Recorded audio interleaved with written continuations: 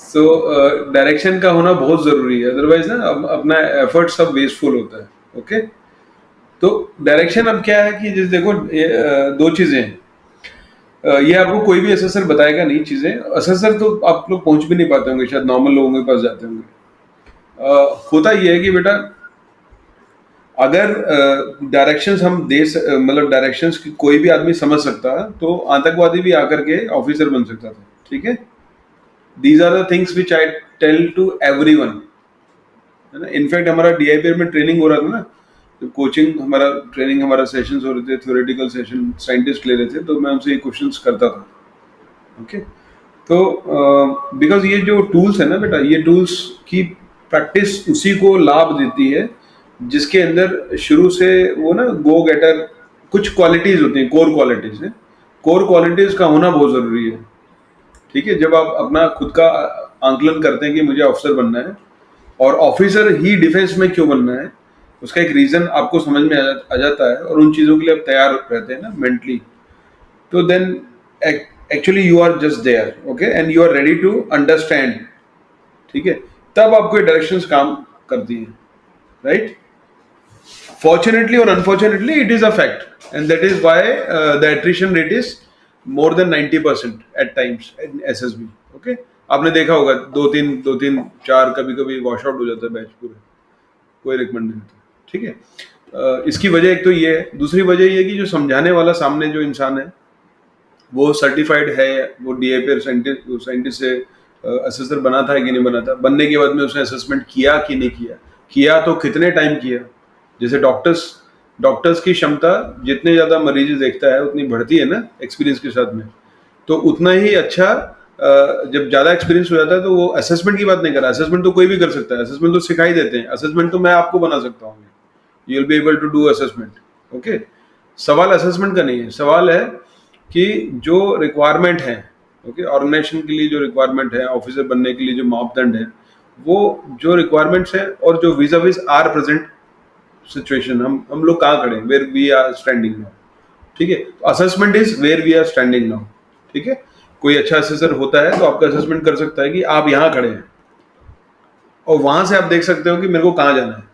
ठीक है, तो मोटा मोटा मैं वेगली समझा रहा हूँ सो दैट सभी को आसानी से समझ में आ जाए विदाउट यूजिंग साइंटिफिक टर्म्स। तो जब आपको पता लग जाएगा कि आपको वहां जाना है तो अब क्या किया जाए, है ना। तो अब कई तरह के अलग अलग व्यक्तित्व के इंसान होते हैं। कुछ ऐसे होते हैं जो इसको एक नौकरी समझ के आते हैं। ठीक है, तो नौकरी अभी तक हिंदुस्तान में जितनी भी आपने पढ़ाई अपने बचपन से की है अभी तक, तो उसकी परिभाषा एक ही है कि केवल वो पास्ट ईयर क्वेश्चंस पेपर पढ़ लो, इंटरव्यू की तैयारी कर लो, घोट लो, एक रिकमेंड हो गया था उसकी स्टोरीज पढ़ लो, है ना। यही सब होता है ना मापदंड।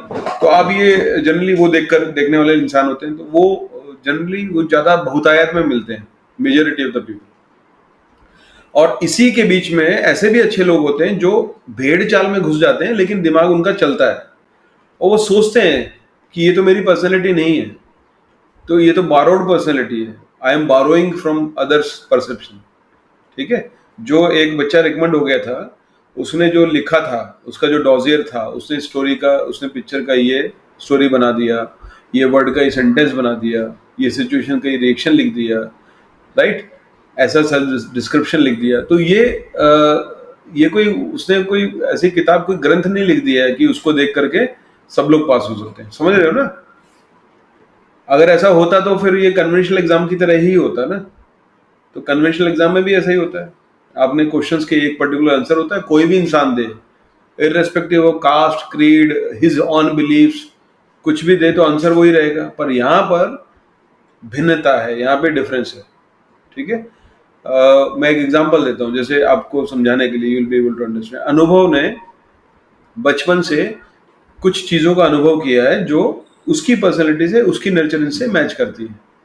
उसकी जो परवरिश हुई थी, उसके जो आसपास एनवायरमेंटल कंडीशंस थी, उसने उसने जो परिवार में रहा है, उसकी अब जो अपब्रिंगिंग हुई है, वो जरूरी नहीं कि कुणाल की भी अपब्रिंगिंग वैसे ही हुई हो। ठीक है, environment can be entirely different, हो सकता है ना बेटा। So I am taking to extreme cases, this environment is totally different than this environment, but इसके बीच में काफी ओवरलैपिंग जोन्स भी हैं। समझ में आया। जैसे अनुभव को बचपन से सिखाया गया कि किसी भी स्ट्रेंजर पर विश्वास मत करो, इमेजिन करो ऐसा सिखाया गया, okay, whosoever has taught him. So अगर मैं ऐसा बोलूंगा तो सबसे ज्यादा इनफैक्ट इन्फ्लुएंस बच्चे पे किसका होता है? माँ बाप का होता है ना? तो माँ बाप में भी अगर ध्यान से देखा जाए तो माँ का ज्यादा होता है, राइट? तो माँ की जो अंडरस्टैंडिंग रही है उनकी लर्निंग्स को लेकर के, उनकी लाइफ को लेकर के, उनके एक्सपीरियंसेस को लेकर के, तो उन्होंने कुछ बिलीफ बना लिए, है ना? तो उनके बिलीफ के हिसाब से उनको लगता है कि स्ट्रेंजर से ज्यादा बात नहीं करनी चाहिए, and you should be careful while talking to them because this person is not known to you, right? And you cannot rely, to whatever extent she is defining, you cannot just rely on that, for you cannot take him on a face value, ठीक है? So that kind of upbringing has been given to Anubhav, and he carries on this kind of learning every time when he does some mistake, say goes to the stranger and speaks, he is alerted by the mother, so he is given again उसको सिखाया जाता है कि this is what is you are supposed to do and you are not supposed to do this, right? So over and time and again it gets cemented, okay, in his mind. तो अब अनुभव को जब वो 12th के बाद निकलता है बाहर जाने के लिए तो उसको बड़ी प्रॉब्लम्स आती हैं, ओके, उसको लोगों से, नए लोगों से मिलने में, बात करने में, ओपन अप करने में प्रॉब्लम आती है, और इसी को बोला जाता है कि he is restricted by nature, okay, he has got a restricted surrounding, or he takes time in mixing up with the new social surroundings, he takes time to get adjusted to the surrounding, okay, उसके दोस्त भी limited हो जाएंगे, है ना, वो ज्यादा लोगों से ओपन नहीं होगा। अब इसी का उल्टा कर लो, बिल्कुल रिवर्स, वो पर्सनैलिटी कुणाल के पास है, ओके, उनकी मॉम ने सोचा कि now it is all because of communication gaps that it ends in misunderstandings. Actually everybody by heart is good and ultimately you are a part of society. तो ऐसा कुछ भी उन्होंने समझा और उसको समझाना शुरू किया कुणाल को, तो कुणाल की पर्सनैलिटी एक बन गई extrovert, okay, so he is always looking forward for mixing up with new people, है ना, उनका उसका जो फ्रेंडशिप का सो कॉल्ड दायरा जो है बढ़ता गया, ओके।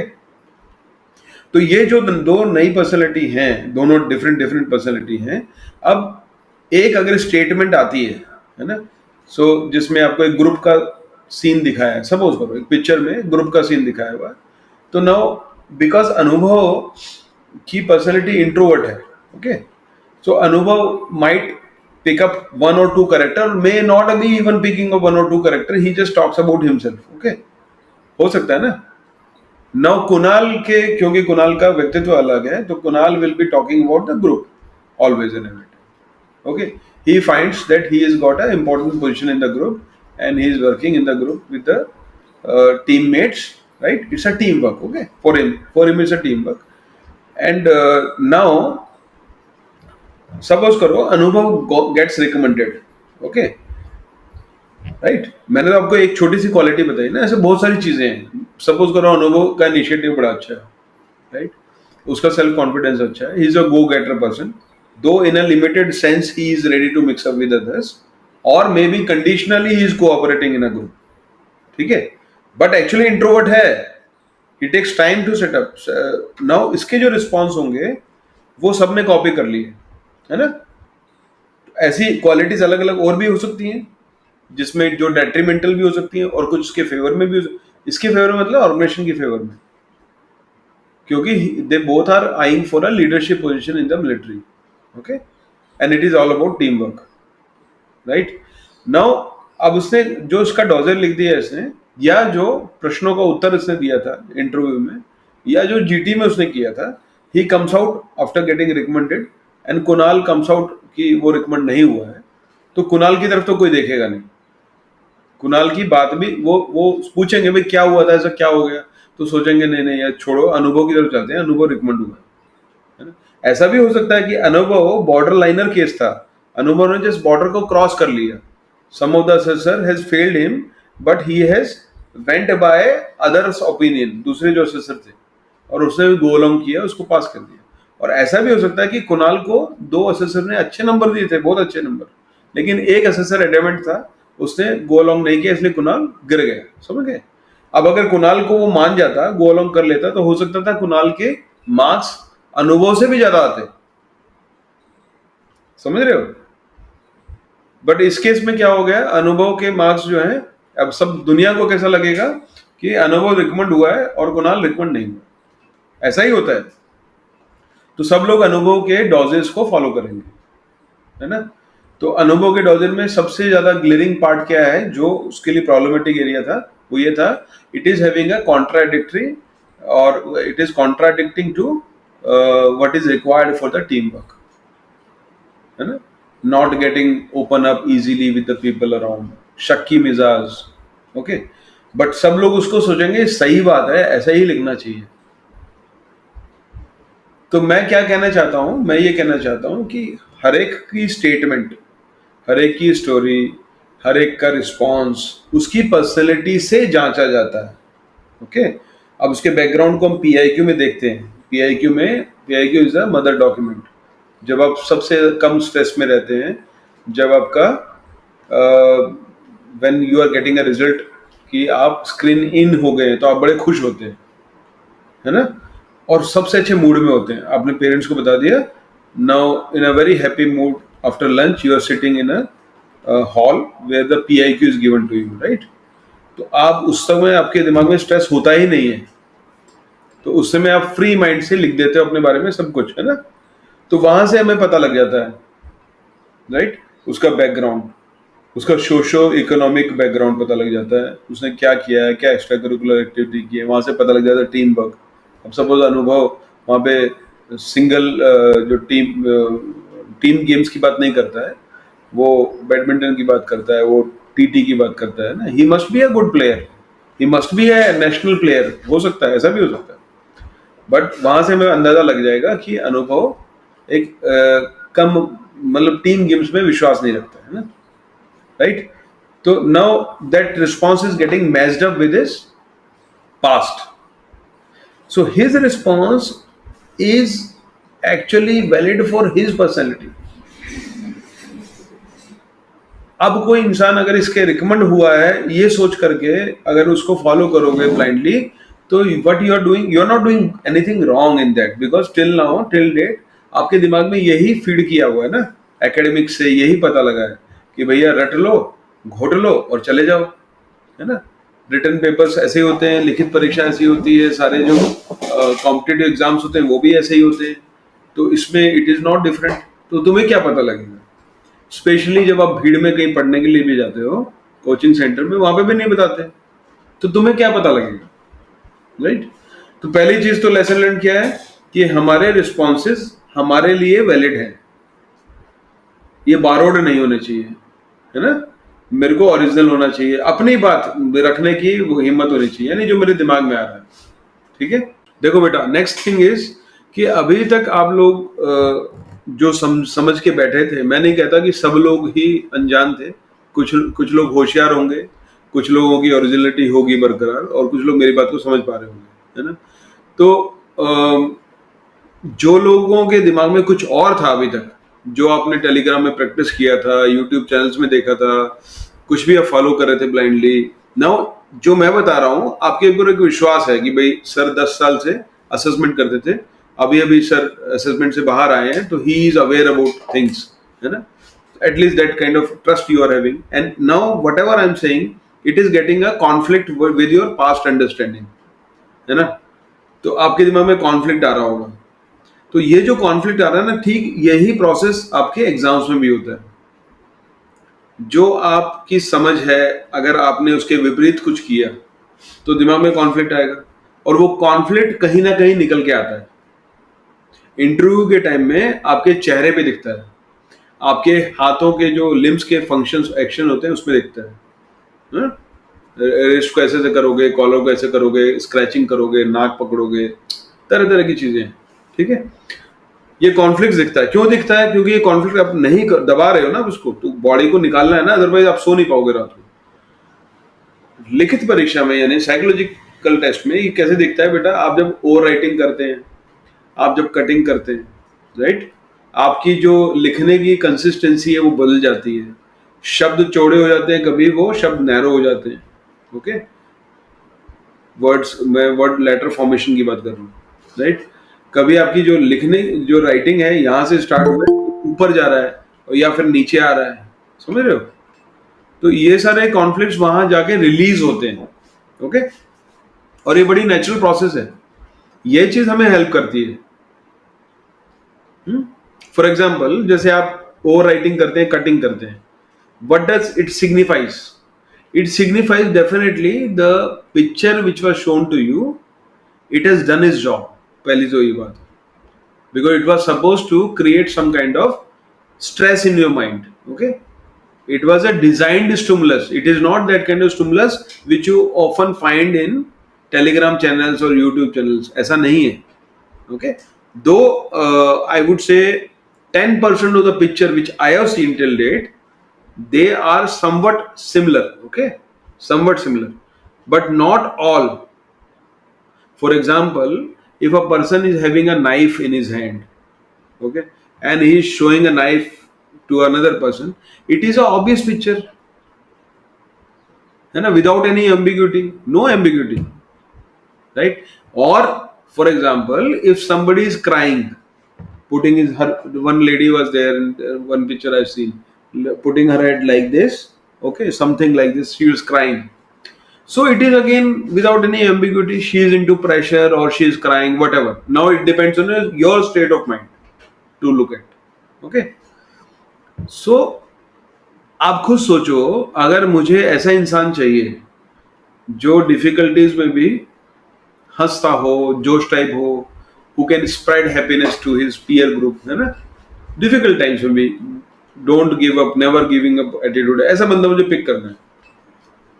तो अगर मैं ऑब्वियस स्टिमुलस दिखाऊंगा उसको कि कोई डूब रहा है या कोई रो रहा है, तो वो वही स्टोरी लिखेगा ना, तो मुझे कैसे पता लगेगा? मैं थीम्स कैसे बनाता हूँ? मैं थीम्स ऐसे बनाता हूँ, ये जो डिजाइन होते हैं स्टिमुलस, वो ऐसे बनाता हूँ कि जिसका जैसा अनुभव, पास्ट उसके एक्सपीरियंसेस, जिसका जैसा अनुभव उसका वैसा भाव, राइट? जिसकी जैसी सृष्टि उसकी वैसी दृष्टि, ओके, समझ में आ गया? तो मैं पूरा का पूरा फ्रीडम आप लोगों को देता हूं, मेरे स्टिमुलस ऐसे होंगे, यानी I am talking about the SSB, कि जहां जिसका जैसा, जो जैसा सोचता है उसको वैसा ही मिले सोचने के लिए।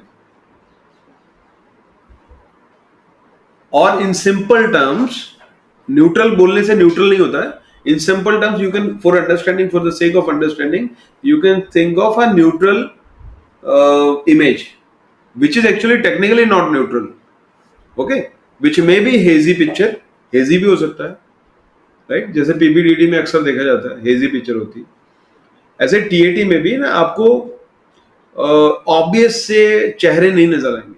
अगर ऑब्वियस चेहरे नजर आते हैं then there is a problem again with you only, right? क्यों? क्योंकि जो हम करते हैं, हम जब करते हैं तो हमें विश्वास होता है कि हमने ये कर दिया, ये सही है। मैंने अगर लड़के वाली पिक्चर में लड़की को देखा, तो मैं लड़की देखना चाहता था, इसलिए लड़की दिख रही है मुझे, समथिंग लाइक दैट, ओके। तो आपने लड़की देख करके उसके बारे में स्टोरी लिख दी, बट जब आप दोस्तों से मिल रहे हो तो आपको मिली जुली प्रतिक्रिया मिल रही है। हो सकता है आपकी जैसे पर्सनैलिटी का इंसान हो वहां ग्रुप में, उसको भी लड़की दिखेगी ना, हो सकता है ना। और ऐसे भी इंसान हो सकते हैं जिन्होंने लड़की को ना देखा हो। सवाल लड़की या लड़के देखने का नहीं है। What I am trying to say is, जो आप देखना चाहते हो ना, वो आप करके लिख देते हो स्टोरी, और उसके बाद में आपको लगता है, आप उसको जस्टिफाई करते हो कि वो ही है, मैंने सही लिखा है, तू गलत हो सकता है, मैं गलत नहीं हो सकता। यही हम चाहते हैं। हमारा पूरा टेस्ट ही डिजाइन इसी बेसिस पे होता है, ठीक है? समझ में आ गया? तो कुछ फंडामेंटल्स होते हैं, वो मैं आपको शॉर्टकट में बता देता हूं, राइट? फंडामेंटल्स नंबर 1, आप जो भी वहां पे लिखते हो या आप जो भी प्रश्न का उत्तर देते हो इंटरव्यू में, वो कहां से आता है? कोई बताता है आपके कान में? कहां से आता है? कोशिश करो, इंटरेक्ट करो, कोशिश करो, कहां से आता है? बोलो बेटा, आपके दिमाग से आता है, सबकॉन्शियस माइंड से ही आता है, बट अल्टीमेटली ओरिजिन होता है, अगर उसने सीपी सिंह ने लिखा सबकॉन्शियस माइंड, तो उसने माइंड के अंदर घुस गए। माइंड में 3 हिस्से होते हैं, मतलब मोटा मोटा समझ लो दिमाग से आता है, आपके दिमाग से आता है, राइट। तो दिमाग में सबसे गहरा, सबसे बड़ा स्थान जिसका होता है दिमाग में, वो होता है unconscious part of the brain. Okay. और उसी पार्ट में सारे जो आपके पास्ट एक्सपीरियंसेस हैं, एक्सपोजर्स हैं, वो सब इकट्ठा हो जाते हैं। तो वहां पे जब आप मान लेते हो, ये आपको विश्वास हो गया कि ये सही बात है, तो मैं उसको क्रिस्टलाइज बना देता हूँ, क्रिस्टलाइज मेमोरी बन जाती है। तो अगली बार आप टाइम वेस्ट नहीं करोगे। जब सिमिलर सिचुएशन आ जाएगी तो आप नए ढंग से उसको सोचोगे नहीं, क्योंकि already there is a information. तो within fractions of second you draw a lesson out of it and respond to that situation which is building up around you.